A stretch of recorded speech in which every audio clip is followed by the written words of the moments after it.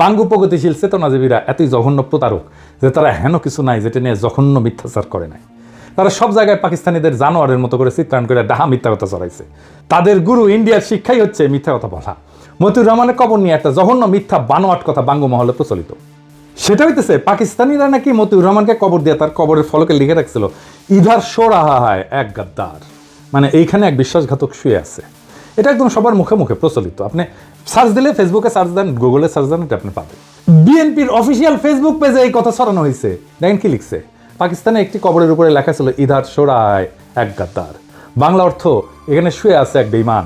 পাকিস্তানের সেই গাদ্দারটি কে তা কি আমরা জানি? তিনি বাংলাদেশের বীর শ্রেষ্ঠ মতিউর রহমান। দীর্ঘ 35টি বছর পাকিস্তানের মাটিতে চরম ঘৃণা ভরে শায়িত ছিলেন আমাদের মুক্তিযুদ্ধের এই নায়ক। 2006 সালে তৎকালীন প্রধানমন্ত্রী বেগম খালেদা জিয়ার ঐকান্তিক প্রচেষ্টায় বীরশ্রেষ্ঠ মতিউর রহমানের দেহাবশেষ বাংলাদেশে ফিরিয়ে আনা হয় এবং পরিপূর্ণ মর্যাদায় দেশের মাটিতে দাফন করা হয়।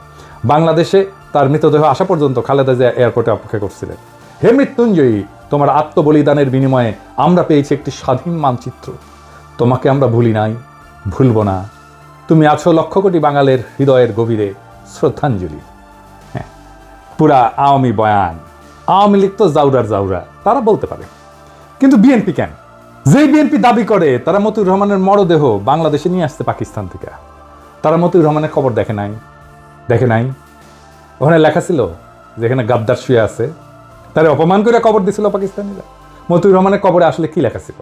আজকে এপিসোডে ভুয়া মিথ চিরতরে জয় বাংলা করে দেব। বিএনপি কি পাকিস্তানে গিয়ে দেখে এসেছে মতিউর রহমানের কবরে কি লেখা ছিল?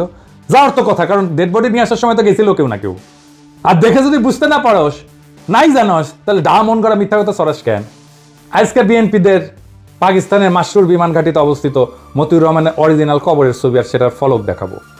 দেখেন, সবাই দেখেন, মার্বেল পাথরের ফলকে যেটা লেখা আছে আরবিতে বিসমিল্লাহির রহমানির রহিম, এর নিচে লেখা নাম্বার 1, র্যাঙ্ক ফ্লাইট লেফটেন্যান্ট, নাম মতিউর রহমান, মৃত্যু তারিখ 20 আগস্ট 1971। হারামজাদারা এখানে কই লেখা দেয় যে এখানে গাদ্দার শুয়ে আছে? এখানে দেখেন সে কবরের ছবি, আর সে কবর তুলে বাংলাদেশে পাঠানো হচ্ছে তার ছবি। এডিটর সাহেব দেখায় দেন এটা সেই সময়ের ছবি যখন তার দেহাবশেষ তুলে বাংলাদেশে পাঠানো হইতেছে। নিচে দেখান, বিএনপি বিসমিল্লাহির রহমানির রহিম না বইলে বক্তৃতা শুরু করে না, কিন্তু বিসমিল্লাহির রহমানির রহিম যখন সামনে দেখে এটা পড়ে বুঝতে পারে না। মানে সব জায়গায় ডাহা মিথ্যা কথা না ছড়াইলে পেটের ভাত হজম হয় না। বিএনপির এই চেতনার বয়ান পোস্ট দেওয়া লাগে। বিএনপির মহাসচিব ভাষণ শুরুর আগে ঠিক মতো বিসমিল্লাহ মনে পড়তে পারে না। সেখানে পাকিস্তানিরা মতিউর রহমানের কবরে মার্বেল পাথরের ফলকে বিসমিল্লাহ খোদাই করে রাখছে।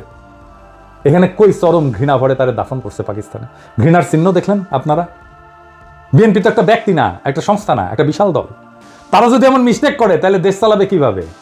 এত নাকি বুদ্ধিজীবী এদের।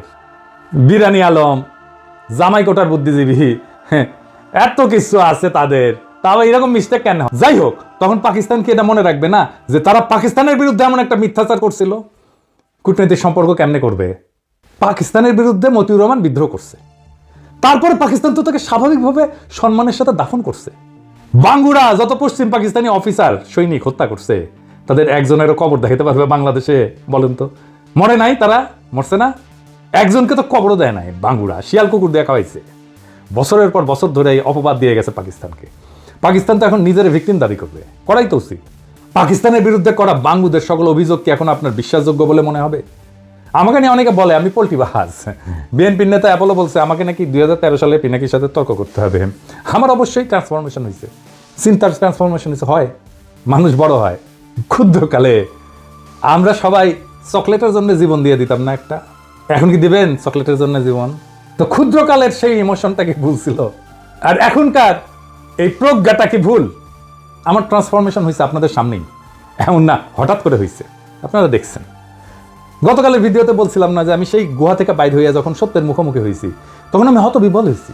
তারপরে যখন প্রশ্ন করা শুরু করছি, যা জানছি এতদিন সবকিছু দেখি সব মিথ্যা, সব ঝুটায়। ভিডিওটি ভালো লাগলে মূল্যবান মতামত জানাতে ভুলবেন না। এমনই সব সাহসী ও তথ্য সমৃদ্ধ বিশ্লেষণ দেখতে এখনই সাবস্ক্রাইব করুন এবং যুক্ত থাকুন আমাদের সাথে। ধন্যবাদ।